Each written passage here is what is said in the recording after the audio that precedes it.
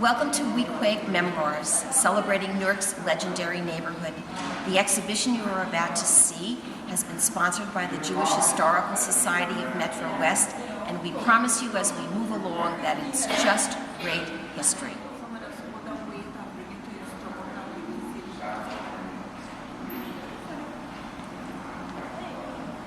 The items, meaning the photographs, the artifacts, the memorabilia, and this great map, the great map of Weequahic that you see on the wall, are courtesy of everybody who reads the Jewish news, keeps track of their history, goes to Weequahic reunions, and knows or kept information handy by word of mouth that we were sponsoring such an exhibition.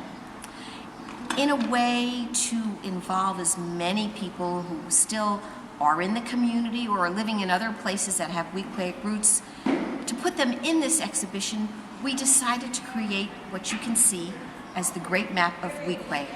We asked individuals who were following our story and our publicity to send us their family last name, the names of their mothers and fathers, their siblings, and their one-time address in Weequahic. We didn't anticipate that some would send us as many as 3 or 4 various addresses because families lived in different sections of Weequahic. But what you see before you is the overview or the Google version of Weequahic. If you come close enough to the map, you'll see you can almost pick your house out if you have a good enough memory as to where it was located on the street where you lived. And to the right and left of the map, you will see a whole list of some 400 people from all over the country who sent us the information that they lived in the Weequahic section. So right away we know when we open this exhibition, which is June 18th of 2008 at the Jewish Community Center in West Orange, that if these people whose names appear on the map are anywhere in the area, they will be at the opening or during the run of the exhibition just to see their names, because that's a great way to get community participation. This exhibition has a series of showcases, and in the showcases are all kinds of, shoebox collection items that have been saved by people who grew up in the neighborhood, and they have been willing to share them with us. To mention them all, we'll just point out to the yearbooks that sit on the top shelf. Weequahic High School, which was the feeder school for all the neighborhood elementary schools, had its yearbook, and it was called The Legend.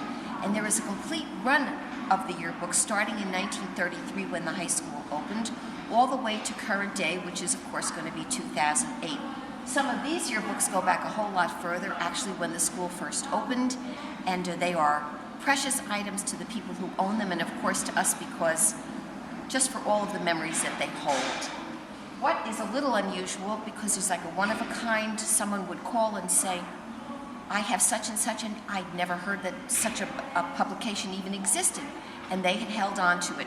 So I'm pointing to something known as the Totem, which was a literary magazine. Of course, the contributions were all by Weequahic High School students who wrote for the magazine.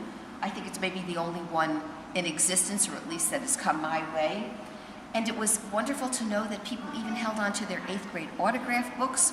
What's of meaning is that the noted Pulitzer Prize winning author started his writing career in his 8th grade autograph book, and the signature or his autograph to his fellow classmate reads as follows, right here.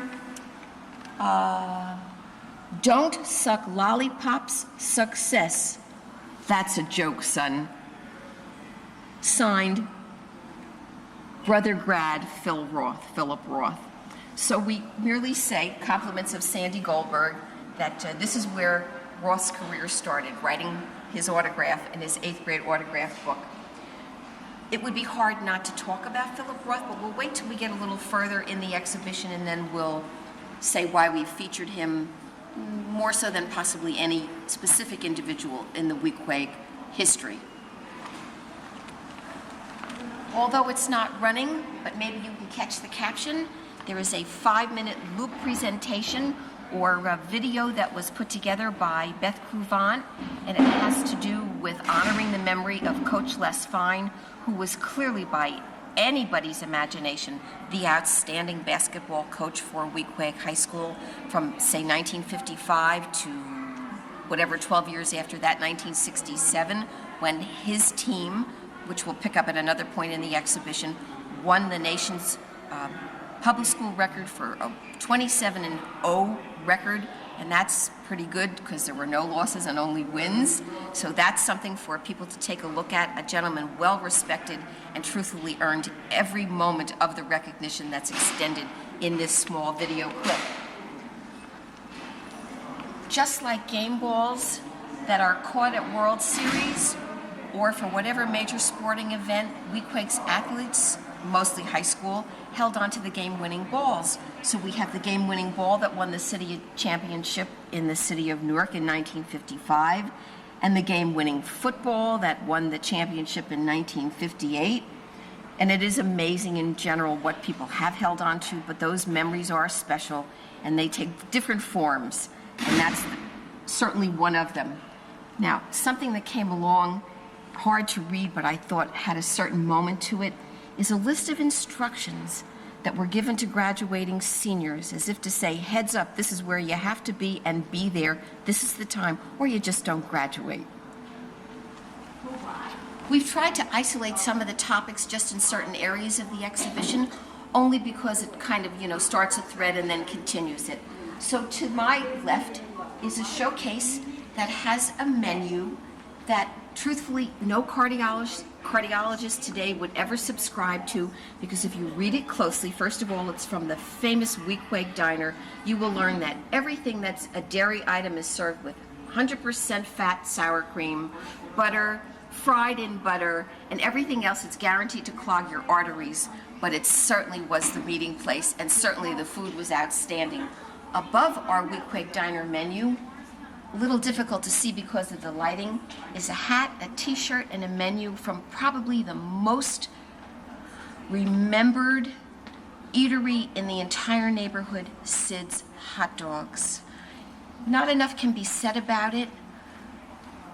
Those who pause to look at it will start to talk about it, but Sid's wasn't alone. I refer to this portion of history as the Great Hot Dog Debate, meaning there was Sid's, and then there was Saban's, which you'll pick up at a later point, and Millman's. It was just a matter of where you lived, how far you were willing to go, and what it was you felt distinguished one hot dog from another. You can see neighborhood eateries, which is the title, shops and stops, and you make your way through. I should probably point out one of the longest standing.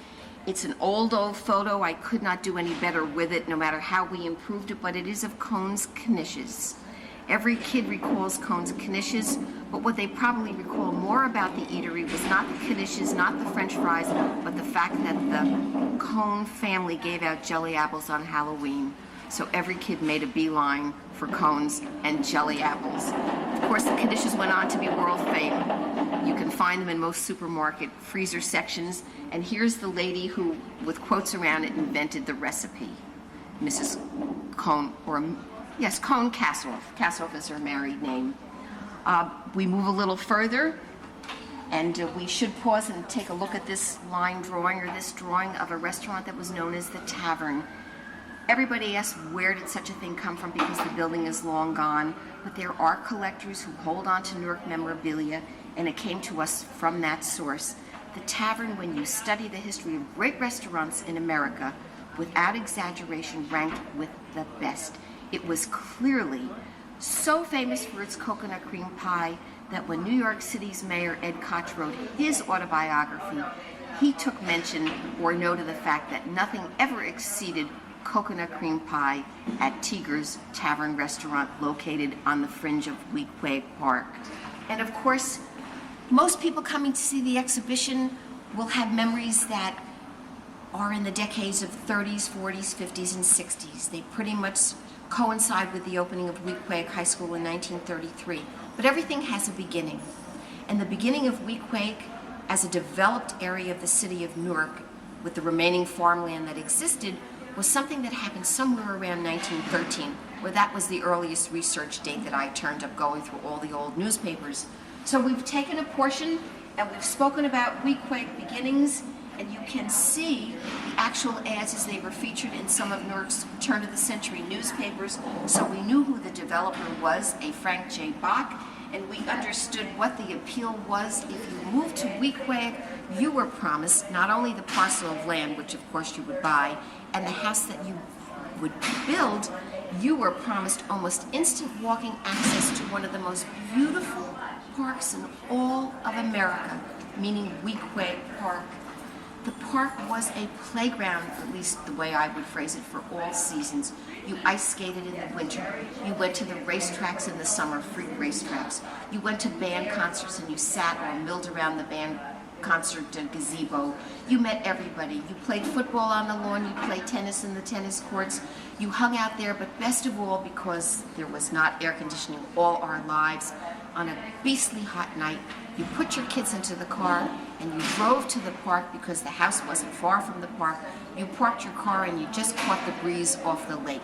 80-acre lake, beautiful canoeing, boating, fishing, anything you needed to do or enjoy, you could do at Weequahic Park.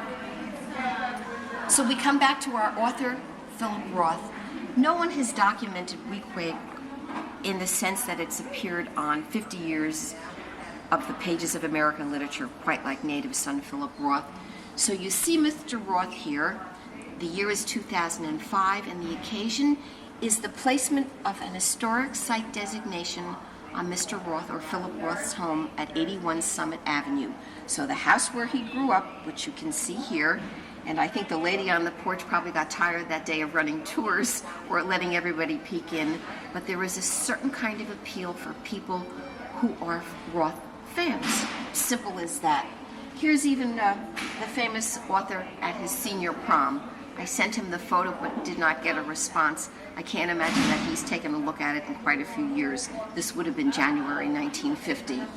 So you see the park, the fact that Weequahic is famous for its Art Deco architecture, which is noted in the exhibition, and you move to the far right, and if it's at all possible that someone held on to it, but why not?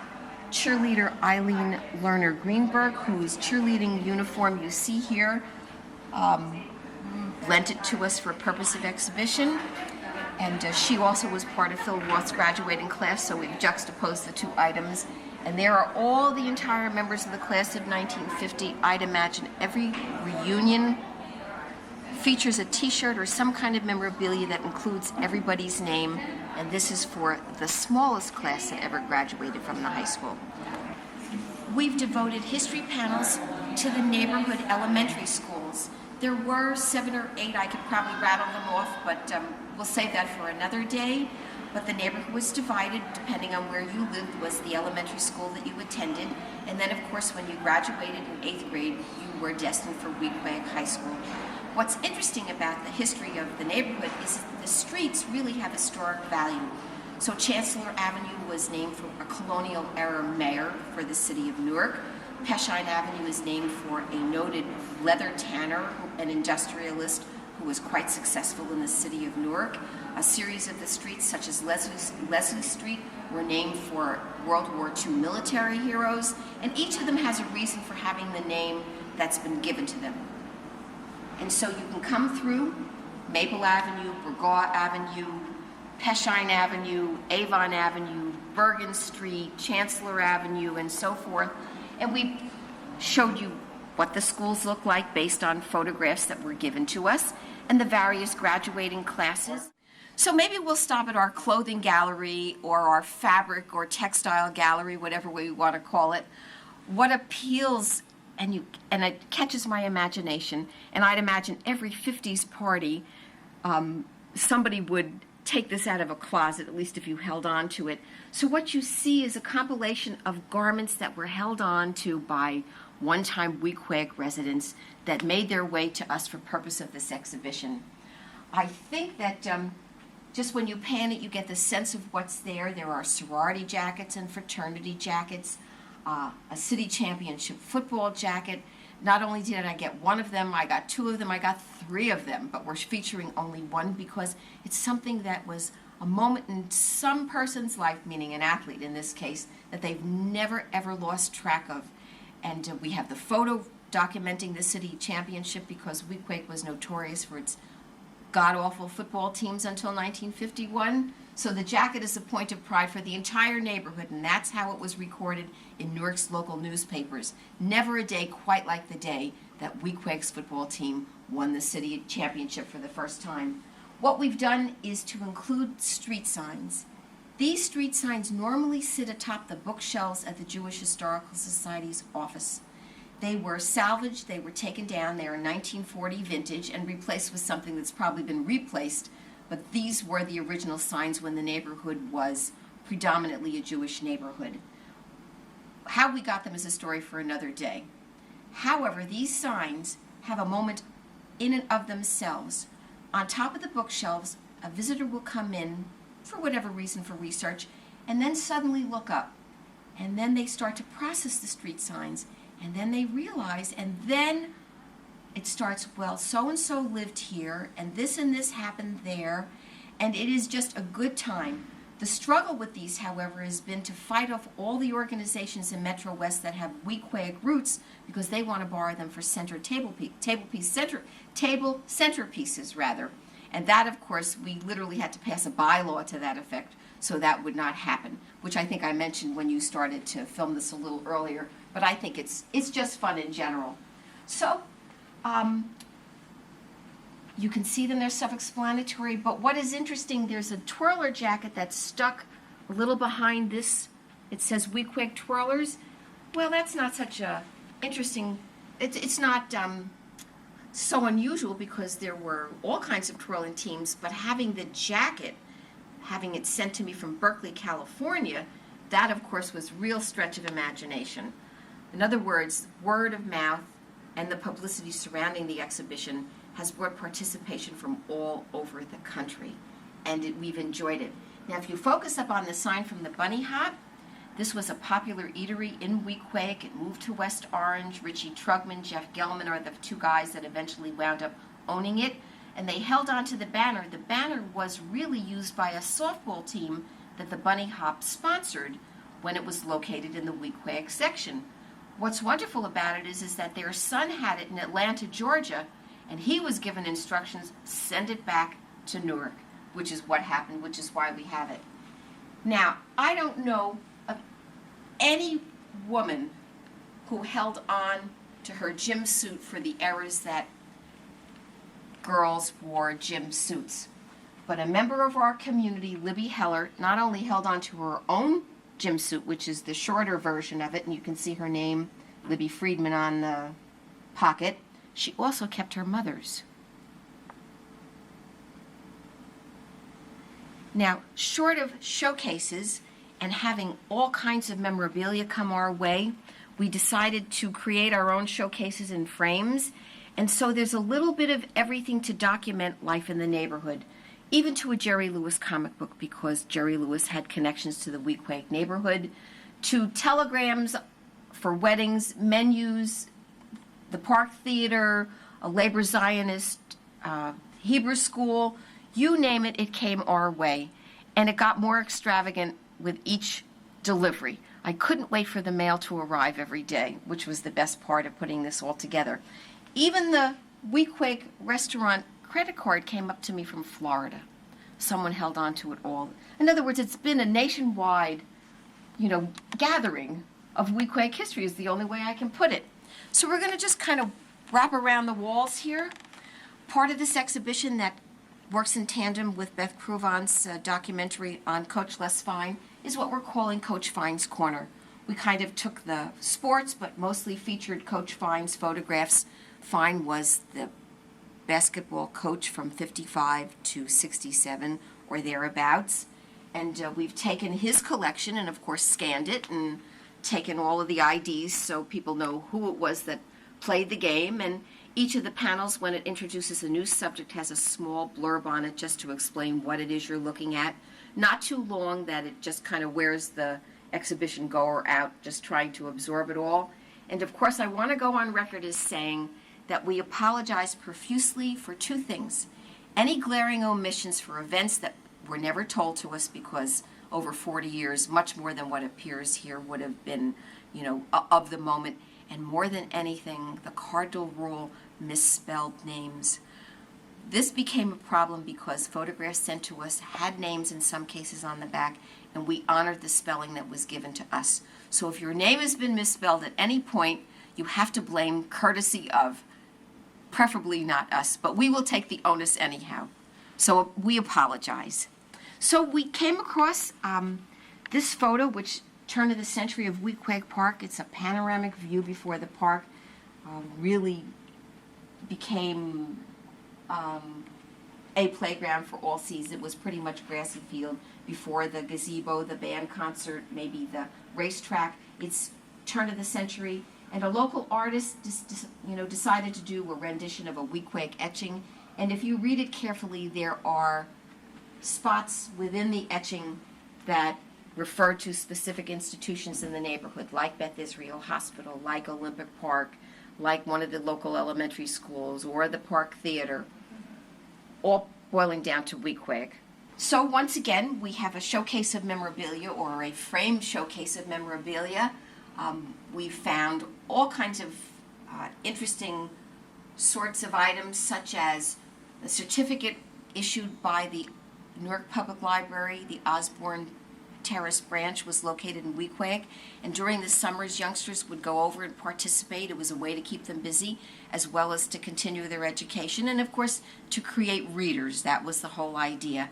And the donor of this, Jane Wildstein, obviously read enough books to get the award, or what was called the Certificate of Award, or Robin Hood reading program. We have, what else can we, this is one of a kind, at least, that ever came my way. Weequahic had a series of young men who served during World War II, who lost their lives in conflict, and to commemorate or memorialize their names, a program was conducted at the high school after the war was over, and when you open it up you can read the names. For my purposes, I wasn't able to open it just for case of space, etc. Even these pins are vintage World War II fundraising identification. If you bought a war bond, you got a pin. At least that's the story is told to me, which I thought was just a great thing. There were active groups of Cub Scouts and Boy Scouts and Girl Scouts. We have a Girl Scout uniform in our textile gallery. And of the 17 synagogues that were located in the Weequahic neighborhood, many of the buildings are standing based on a lot of history or just knowing things in general. Houses of worship tend to stay as houses of worship, so the synagogues have now become Baptist churches or something similar of that nature.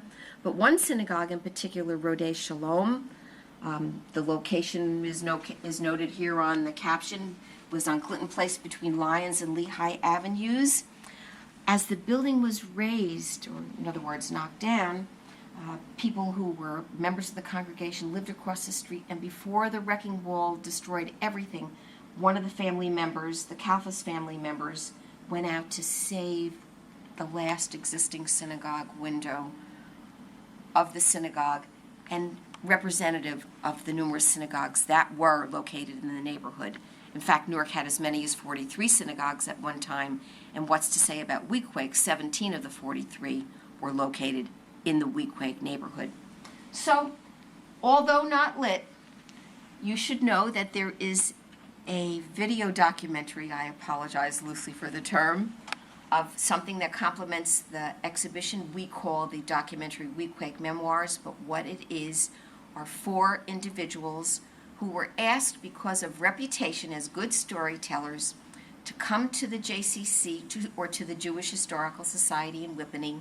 We set the camera up and we gave them instructions. Come with all your Weequahic memories, make yourself a little written guide if that would help you, and just talk into the camera. What was interesting when it was all done, and of course we edited, was that so many of the stories overlapped.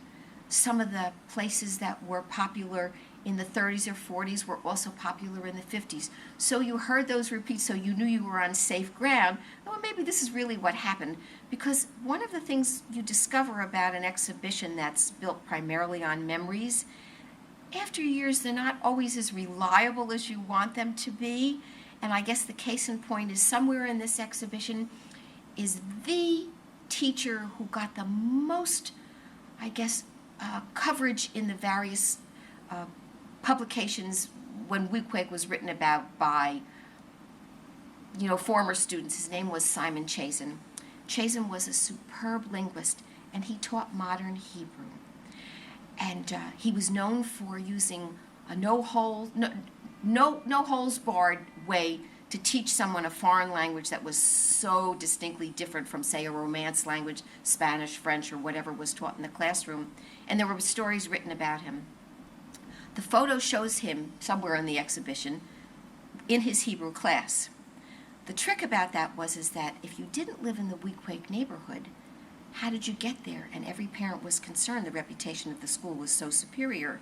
The trick of it is that you had to contact the Board of Education to say you had to study, or it was your parents' request, they wanted you to study Hebrew. And if you took Hebrew, that was your passage to attending Weequahic High School. So, writing about Simon Chazen and Jake Toporik's weekly email newsletter, a Weequahic student wrote the most glowing, complimentary history of Mr. Chazen as he recalled him. Mr. Chazen was the teacher of Shakespeare. He was the department head for the English department. He had any number of credits to him in this young man's memory, referring back to memory somehow becoming less accurate as the years go by. I thought it was so nice, and I discovered that Mr. Chazen's daughter was living in the area. I sent her the memory. She wrote me back, actually several days ago. The opening greeting was, "Dear Linda," she said, "I can appreciate how difficult and dangerous your job is. Let me tell you that my father did not teach Shakespeare. He did not teach, and nor was he the head of the English department, nor was he credited with all the things that this memory has, discusses. In fact," she said, "of all the nice things said about my father, this is the first time anybody ever mistook him for somebody else." So hence, from what we've learned is that the memories are great for better, for worse, but not always exactly reliable. But enough people told us about Mr. Chazen as the Hebrew school teacher that we were able to, make an accurate description of him in the exhibition. So here we go. I think there's a lot of Philip Roth, isn't there? But it's hard not to include him. So someone who had a signed and photo of wanted us to feature it, which I thought was great. And someone else who played football with the famous Swede Mason, who was made famous in Roth's American Pastoral, at least it's his life story or some semblance of it, that won the Pulitzer Prize. We kind of stretched out to see, what have some of the Weequahic graduates done. And although a t-shirt in itself may not have any history, the artist who is a graduate of Weequahic High School is a Barbara Kruger, who exhibited at the Whitney Biennial, which is no small potatoes in the art world. And the Gap issued, t-shirts representative of biennial artists. So we picked it up just to show you that success was everywhere. I think what was interesting is that we're going to get out to the portion of the exhibition that features the Weequahic Alumni Association. This is an organization we know was founded in 1997 for the purpose of raising scholarships for current Weequahic students, which I think is a phenomenal story in and of itself. But lo and behold, one day someone well-respected in the Metro West community came into the office carrying that piece of sculpture that you see there. Now, you can look at it and you can study it, and I have no idea after it was presented to me who it was, but I was told it is Albert Einstein. And the award was given to Marty Fox, who was a Federation past president, from a previous Weequahic Alumni Association. So the idea of giving back to the neighborhood stretches way back. Weequahic Memoirs and Memories are powerful, powerful engines. But what we did was to juxtapose one of the earliest issues of the high school's newsletter, the Calumet, with the letter that the famous scientist Albert Einstein sent to the student body, which was reprinted in 1,300 papers around the world. And the message, of course, which is a little too small to read, in essence is that there's no such a thing as having low expectations for yourself, that the secret to your success will be as good as the quality of the education you are willing to accept. and Weequahic High School will give it to you. That's a pretty good letter. So, interspersed with all of that are postcards that document summers at Bradley Beach or all seasons at Weequahic Park. They've been collected by a member of the community whose name is Don Kaufman. And if you look through the showcase or maybe step around it, the history comes in different ways, shapes, and forms. In this instance, somebody found at a garage sale about 18 or 20 years ago a really good atlas of the city of Newark when Weequahic was in its formative stages. So you can, catch the neighborhood. What's interesting is that it's broken down and it mentions the actual St. Peter's Orphan Home that you find in Roth's The Plot Against America, and the names of the various, almost estate or land owners that I guess, or not, I shouldn't guess, but the parcels were broken down into smaller houses and apartment buildings that would be typical of the neighborhood today. So we've got maps, because maps tell history. And then we've dedicated the back wall of the gallery to the subject that will attract everybody, and that is Weequahic High School. What's to say about it except if you talk to thousands of people and they tell you that they got a great education at this high school, I guess you got to believe they did. But I think the telling point was the story told to us by Sarah Doppelt, who was class of 43, who recalls her being told the story of Principal Julius Bernstein, who in an era before kids who applied for college actually visited campuses further than, say, Connecticut or Pennsylvania, but wanted to possibly take a program that was offered in a school in the Midwest. There was no virtual reality tour of the campus, so Bernstein, who took a vacation and traveled to California, slow, stopped off at a series of the campuses and introduced himself. And this is where the story gets, I think, wonderful. He comes to the, guidance department and says, "My name is Julius Bernstein, and I am the principal of a high school in Newark." And the guidance counselor stops. He said, You mean the one with the funny name?" And he says, "Yes, Weequahic High School." And she said, "Based on your reputation," she said, "we'll take any of your students anytime." So I guess that is a story that documents, the understanding that Weequahic was such a great place. Statistically, we've been told that 96% of its students went on to higher education, let's say the decades of the 40s and 50s, and that's a pretty good stat anywhere at any time. So we start with the building. Weequahic is a perfect example of Art Deco architecture. An art historian would do a better job than I would. But what it does house, and is worth repeating, is an installation of probably one of the finest WPA murals ever painted in New Jersey, and possibly all of America. This was the era of the Depression. It was painted in 1939. The gentleman in the jaunty hat here isn't Indiana Jones, but rather Michael Lenson. And this is the artist at work in his studio. The murals are probably things that the students don't ever pay attention to, ever. It just is sort of part of the background, but we know in terms of that era and the value of them representing the programs to create jobs for artists is invaluable, and it's all at Weequahic High School. And actually, if someone actually views this video, if you've got a few shekels, they could use a little restoration.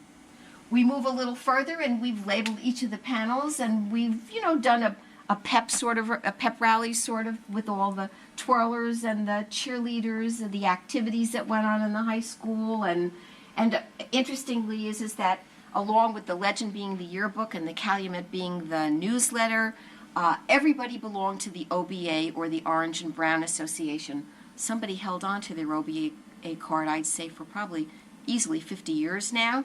So you punched it for the events, and you, as a student, had to belong to the association.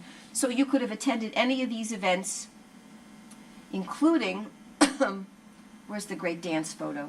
I'm looking for it. Of course, I don't see it when I want it, but we'll stumble on it as we go.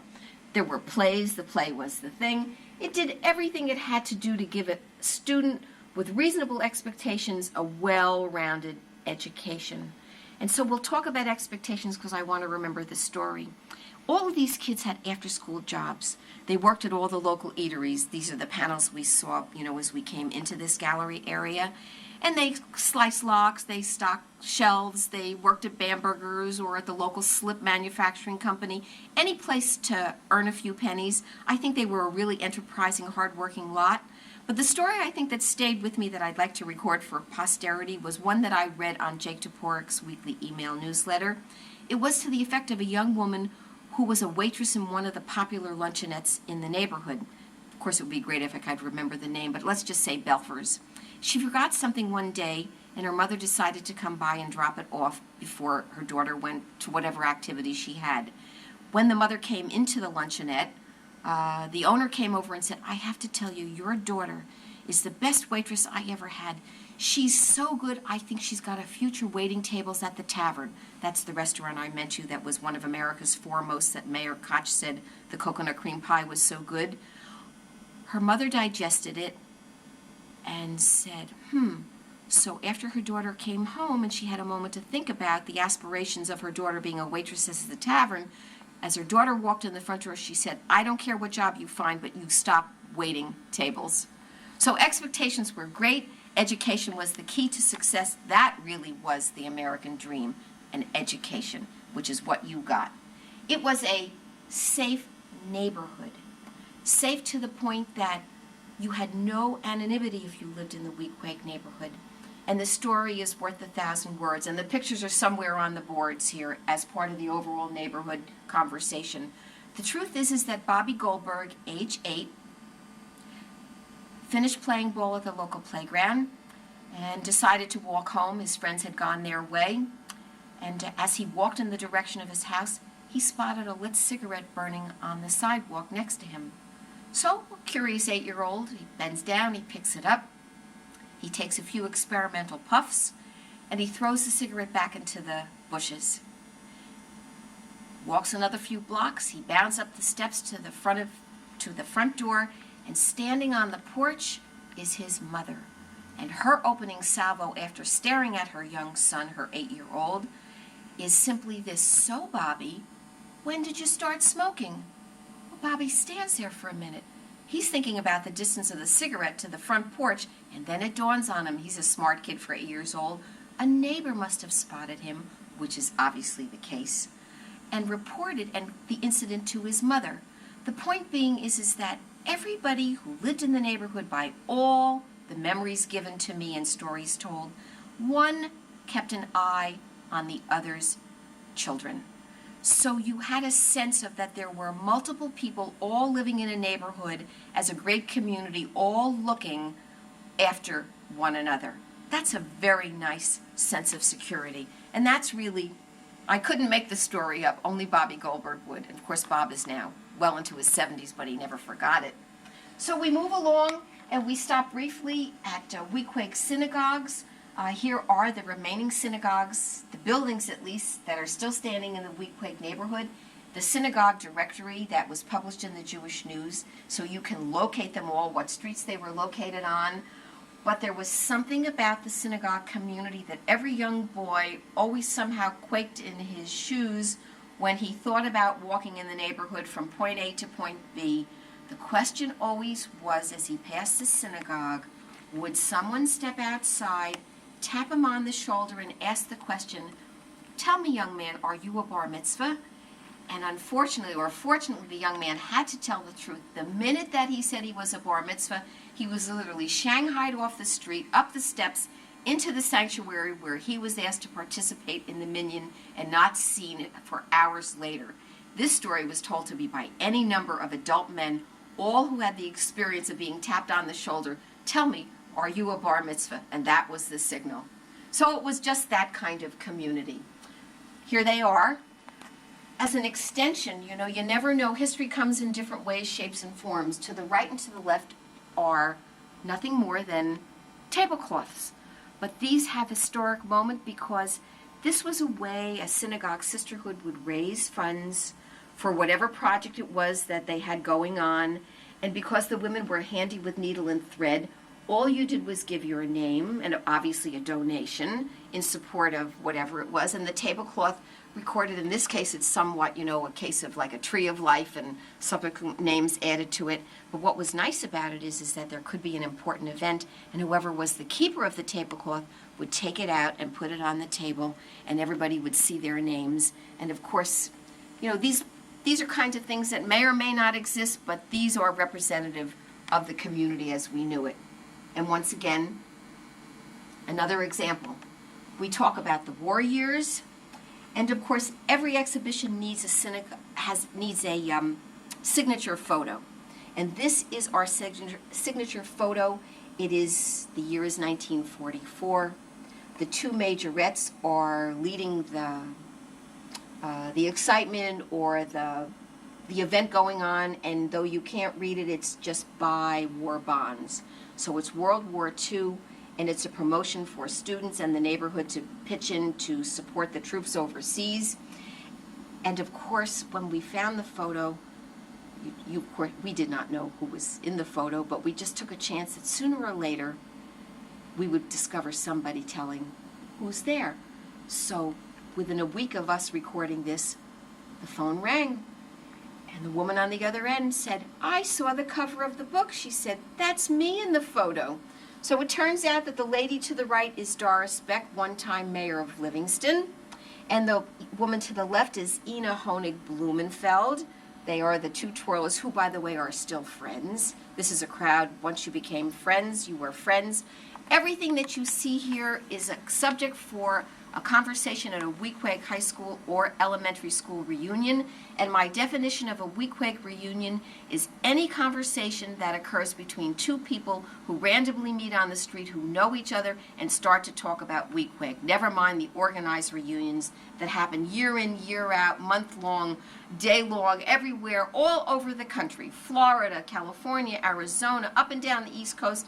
Wherever there are Weequahic graduates, they find each other. They are thicker than thieves, and it is wonderful. It's just wonderful. What most of these Weequahic residents have in common is that they were born at the Beth. Here's Beth Israel Hospital, as you would have seen it in 1928 when it did open. And of course, what is wonderful is this 1928 photo.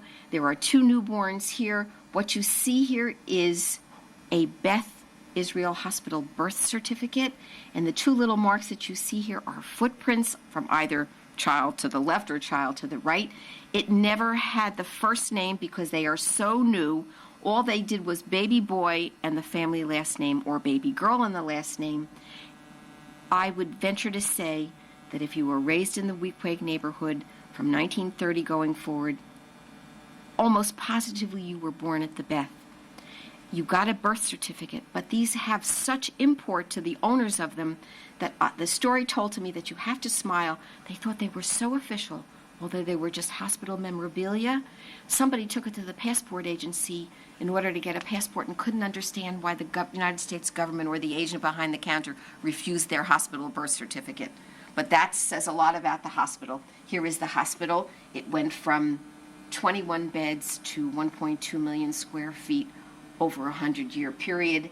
Here's our through and through Weequahic, probably one of the world's finest and best-known cardiologists, Dr. Victor Parsonet, his parents, also Weequahic residents, etc. and so forth. There was a Y. There have been a series of Ys, YMH, YWHA organizations or institutions. It's part of the Jewish community's efforts to provide a social atmosphere for Jewish families.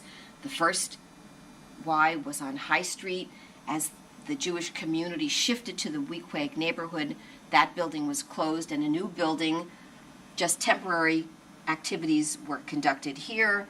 And later on, by 1959, at the Chancellor Avenue Y, which you see here, and all the photos reflect the activities at the Y when it was located on Chancellor Avenue. And as we start to wind down, we've just called it Friendly Faces. Lots of photographs have come to us. Everything is usually like a group photograph. But, if you didn't have a group, you would have to entertain yourself, such as Betsy Rosenberg Critchman is doing here, age 9 on Keir Avenue. But I think of all the photos that represent that sort of level of confidence, that exuberance, that sense of, of who you are and what you are. It's Joan Glassman, who I don't know that well, but she brought us this photograph, and you see across here it says Oldsmobile. Well, it was your father's, your grandfather's Oldsmobile at that time, but she represents a 50s era of a kind of America that just there were no holes barred, that there was just endless opportunity. And if you grew up in Weequahic, based on all our stories, the opportunity was there. And so everybody had an activity. Everybody was a Boy Scout, a Girl Scout, a Brownie, a Cub Scout, and we found photographs of familiar faces. And I think when they see it, even they won't remember that these photographs exist. These were given to us by the troop leader, whose name is Mal Sumka. And maybe we can just finish up by, well, I don't know, how do we do this? Here's our last frame showcase. But if someone were to ask me what I think or I feel was the most significant item on loan to us, I would have to point to this gold medal.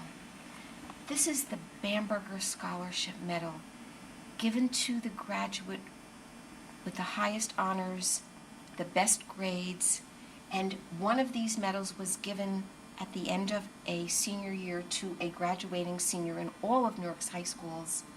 No gentleman in all of Newark's Jewish history represented the kind of excellence, the kind of expectation, the kind of love of the city of Newark than did Mr. Louis Bamberger, who created this medal for the purpose of acknowledging excellence in scholarship.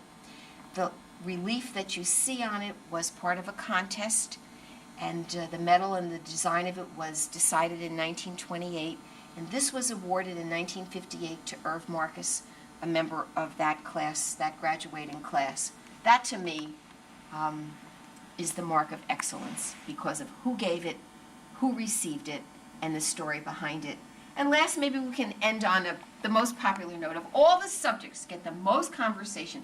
It is the neighborhood eateries. Dear God, it was who could slice lox as thin so you could read the New York Times through it, to what I affectionately refer to, and I may repeat myself, the great hot dog debate. If you didn't go to Sid's for a hot dog and you didn't go to Millman's, then you came to Sabin's. And this sign is on loan from a member of the Sabin family who found it in a flea market in the Jersey Shore area because Sabin's at one time was located at the Jersey Shore. And that pretty much brings us to a conclusion, other than to say exactly what I started out.